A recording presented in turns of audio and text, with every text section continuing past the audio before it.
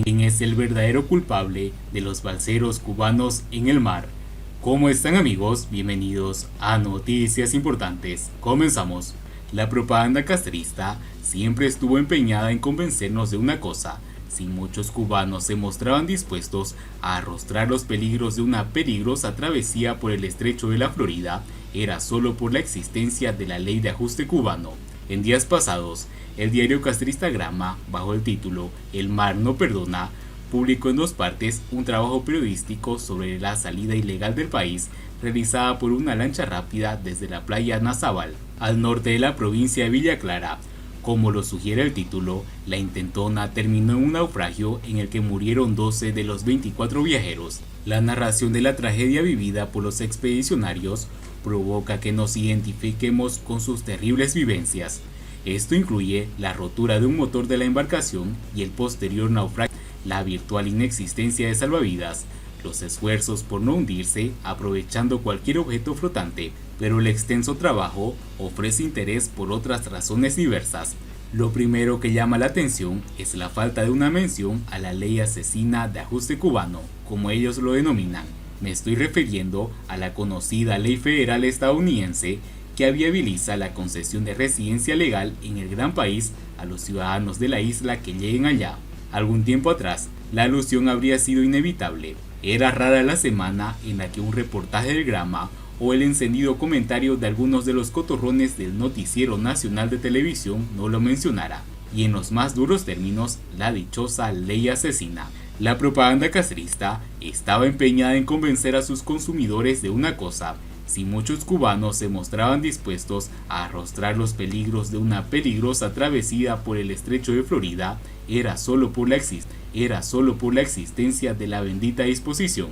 Hacían caso omiso, pues, la irrebatible lógica del comentario de un compatriota exiliado: si yo me lanzo al vacío desde la azotea de un edificio de 10 pisos, no es por la confianza que yo tenga en la calidad de la red que tienden los bomberos, ni por mi fe en la peripecia de estos, es porque el edificio está en llamas. En este asunto de los balseros, el problema radica en que, desde hace años, las autoridades norteamericanas, en base a un acuerdo suscrito por las autoridades cubanas, deportan hacia la isla a la generalidad de los balseros que logran detectar. Pese a ello, Camacho y Pichardo, aunque no mencionan el santo, sí lo hacen con el milagro al escribir. Si lograban llegar con éxito al suelo estadounidense, podrían permanecer en el territorio y, transcurrido un año, recibir la condición de residente permanente, afirman. No obstante, conviene aclarar que en otros medios del castrismo se mantiene la denominación peyorativa de ley asesina, como si nada hubiese cambiado, y no falta algún despistado que, de vez en cuando, sobre todo desde el extranjero, arrementa contra la referida disposición, usando términos obsoletos, como si todo siguiese igual que años atrás. Otra faceta de la disposición oficialista que merece ser destacada es la naturalidad con la que sus portavoces se refieren a las ansias migratorias de sus compatriotas. Recuerdo los años de esplendor del castrismo, la época en que todo el que pretendía desertar del luminoso proyecto trazado por el fundador de la dinastía era tildado de apátrida o traidor. Esos tiempos felizmente han quedado bien atrás. Pasma la naturalidad con que los castristas furibundos, como los autores del Mar no perdona, quienes, si no lo fueran, no podrían escribir en el órgano oficial, se refieren a la disposición de largarse de este paraíso tropical, a cual que tiene cualquier simple cubano a pie. Se me apareció la oportunidad y la agarré, dice con absoluto desparpajo la participante convertida en fuente principal de las periodistas. Esa entrevistada, como justificación de su disposición de largarse, alega que andaba loca con la situación económica. De un pescador de la zona, se dice que vio un reguero de gente metiéndose al agua y haciendo bulla, y aclara ese humilde cubano: me mandé a correr para buscar a mi hermano y mi primo. Ya juntos los 3, pidieron ser aceptados a bordo por los lancheros, quienes accedieron a la petición. Nada, que si el fundador de la dinastía resucitara, es probable que quedase traumatizado con la fricción con la que muchos de sus compatriotas se muestran dispuestos a dejar atrás este supuesto paraíso de los humildes, por los humildes y para los humildes, para probar suerte en el norte revuelto y brutal que nos desprecia. Esta frase que es de Martí, pero los castristas se la han apropiado con el mal uso y el abuso que han hecho de ella. En definitiva, es lamentable tener que enterarnos de las tragedias como la que narran Alfaro y Pichardo, pero debemos tener muy presentes lo que ellos callan, que el caldo de cultivo para estas desaventuras es el sistema de carestía, represión y falta de perspectivas entronizado en Cuba por los castristas y su partido único. Siguiendo con las noticias, políticos de Estados Unidos piden a la Unión Europea priorizar la transición democrática en Cuba y no los negocios con el régimen. Instamos a la Unión Europea a que se solidarice inequívocamente con el pueblo cubano, dicen en una carta a los altos funcionarios europeos. Un grupo de políticos de Estados Unidos, entre ellos congresistas y senadores cubanoamericanos, enviaron una carta a los altos funcionarios de la Unión Europea para pedirle al bloque comunitario que priorice la transición democrática en Cuba y no los negocios con la dictadura de La Habana.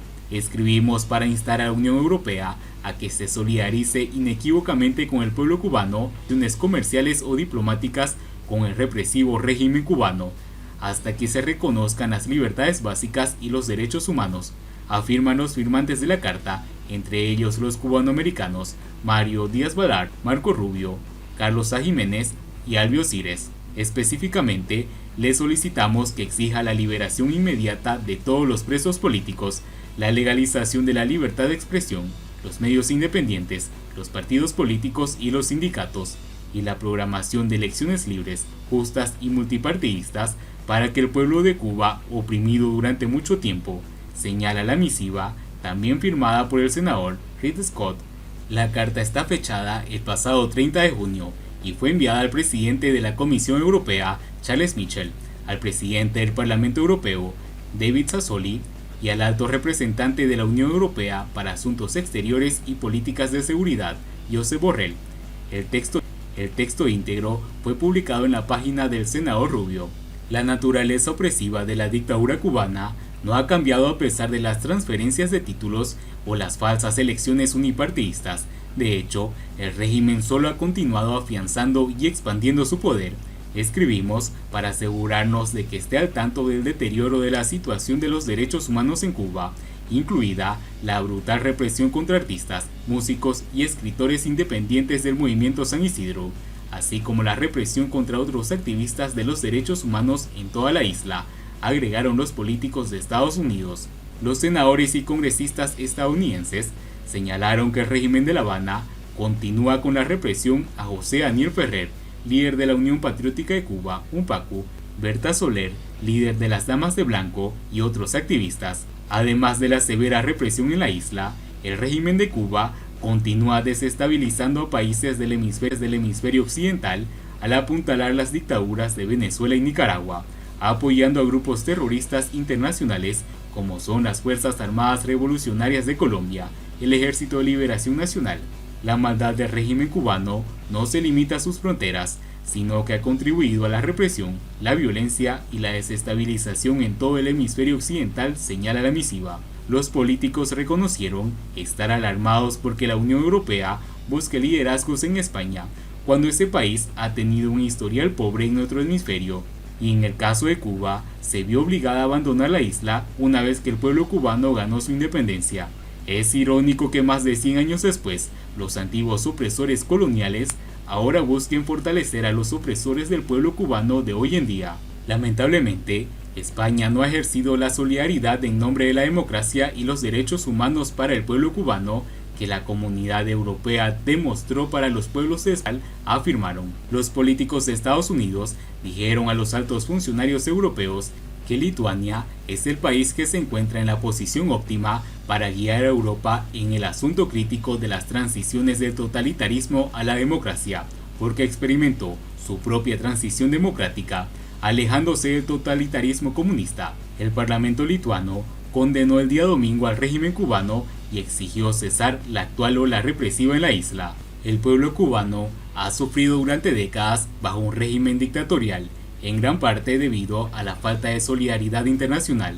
Lo instamos a considerar el poder que podría tener un esfuerzo concertado para apoyar al pueblo cubano en sus inspiraciones democráticas para generar un cambio democrático transformador, Felicitamos a los Estados miembros como Lituania, que se han manifestado firme con el apoyo a los derechos humanos y las libertades básicas en Cuba, e instamos a todos los Estados miembros de la Unión a afirmar de manera similar los principios básicos. Cuando el pueblo cubano finalmente alcance su libertad, recordará a quienes lo apoyaron, agrega la misiva. Y bien amigos, así vamos terminando las noticias importantes del día de hoy. Espero que las noticias hayan sido de su agrado. Y no olviden que nos ayudarían mucho compartiendo las noticias y así poder informar a muchas más personas de la verdadera realidad en Cuba. Muchas gracias por seguirnos. No olviden suscribirse. Nos vemos en el siguiente informe.